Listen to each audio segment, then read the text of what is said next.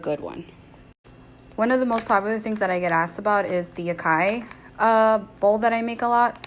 I make this at least 3 times a week. So I got the acai berry, kale spinach. You can do this with any fruit you like, and you can mix in some peanut butter or cashew butter. It tastes really nice.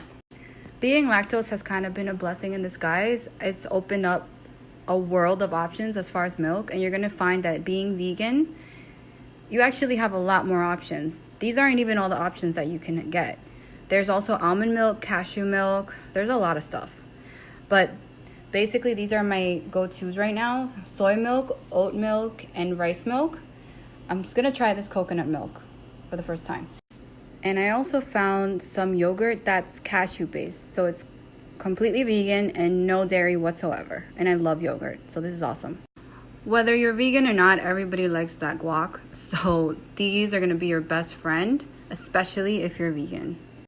It's a super healthy fat, and I find that I can do a lot with this. Like, I can make dressing from this. It could be a dip. It can be a topping. I can put this on anything. I can make it a sandwich, put it on a burger. Like, this is really something that every person needs to have in their fridge. And then speaking of avocados, I ended up finding some avocado oil, which I've been wanting to try for a while. I got it in oil form and in spray form. And the good thing about avocado oil, just like grapeseed oil and canola oil, it has a high heat resistance, meaning you can use this to basically cook at high temperatures and it's not going to burn, it's not going to burn your food basically. So I use white balsamic vin a lot at Union Square Cafe, which is where I work. I used it also back at Blue Hill. It's really good. I recommend this to someone who maybe might find the traditional red balsamic a little bit too strong. And then I got this red wine for pickling because I like to pickle. Produce wise, there's a lot here, like a lot. Cilantro, every Spanish person has this in their house. They cannot cook without this. Cucumbers, berry family, they're all here except raspberries. I don't like them, but blackberries are my favorite. Serrano peppers. These are like jalapeno peppers, but they're, I think, smaller. I use these at work a lot, actually, and I like them a lot for that kick. Kale. Kale is something that a lot of people get afraid of, and I'm not. It's something that you can use it for a lot of things. Not just a salad. I use it for smoothies. You can bake it or cook it down, and it tastes great. Zoodles, which are zucchini noodles. This is something that I find very neutral. It can be a replacement for traditional pasta noodles. And I find that whatever sauce you throw on it, it can pretty much go with anything. The essentials, obviously spring mix and arugula, which is basically my favorite salad greens. If you're on the go or just like me, super lazy or busy, because we're all busy, Whole Foods has a really, really, really tasty pico de gallo. I have had this even before I went vegan, and I went crazy for it. It's really, really good. When I went vegan, the only thing that I was consuming that was technically not vegan was honey. I'm going to try this as a replacement.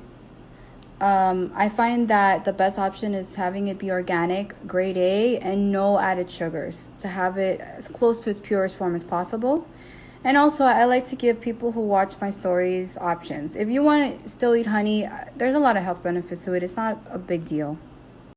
Peanut butter, one of my favorite fats.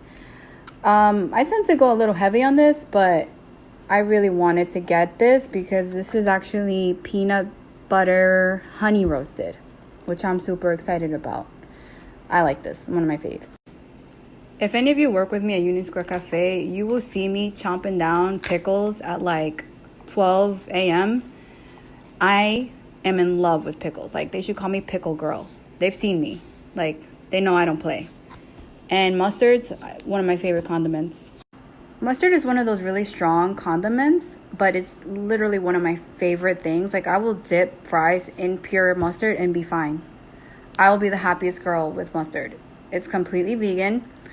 I've never been heavy into mayonnaise, thankfully, but this is awesome. If you want a healthier version for sugar, you can get coconut sugar. This is my first time trying it. I've actually heard great things about it. I also ended up getting coconut flakes, which you can sprinkle on some oatmeal. And obviously both of these completely vegan certified. Whether you're vegan or not, we all love our hummus. I know I do. And there's a lot of things you can do with this. It can be a spread, a dip, or honestly, I just dip my fingers in there and just eat it. I like it. It's that good for me.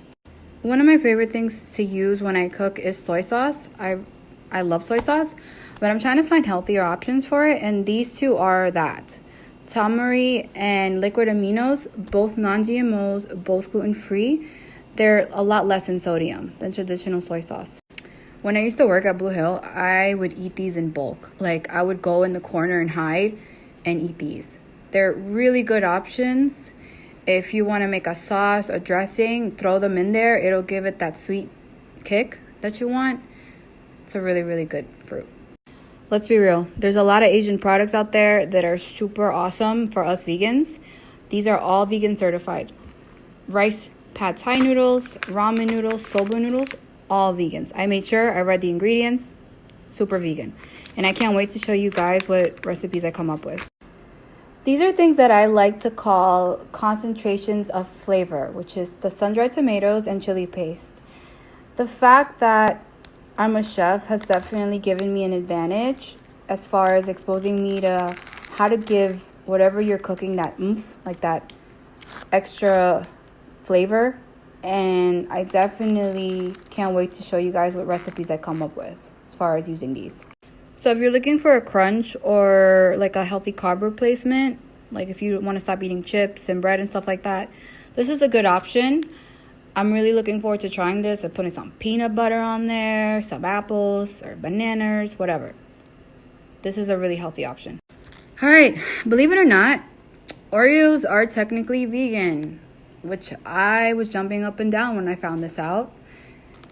And we all have our sweet tooth. As long as it's dark chocolate and no milk chocolate, it's definitely vegan. And these are things that I need in my life because we can't be super strict all the time, people. Like, we gotta have our, little delights in life. So if you made it through that whole story on both Snapchat and Instagram, I salute you. You're a champ. You really are interested in this kind of stuff. And I just wanted to show you guys that just because you're vegan does not limit you whatsoever. Like, I found that it has challenged me as a chef to get more creative, to push myself, and just to grow, because it can feel like you're limited because you're not able to use any meat of animals or any byproducts of animals. But I've had so much fun finding my way through this whole new world, and it's just opening up a lot of things for me. I'm not gonna lie, I did spend a lot of moolah, and that's gonna be my next project, to kind of figure out how I can make this more affordable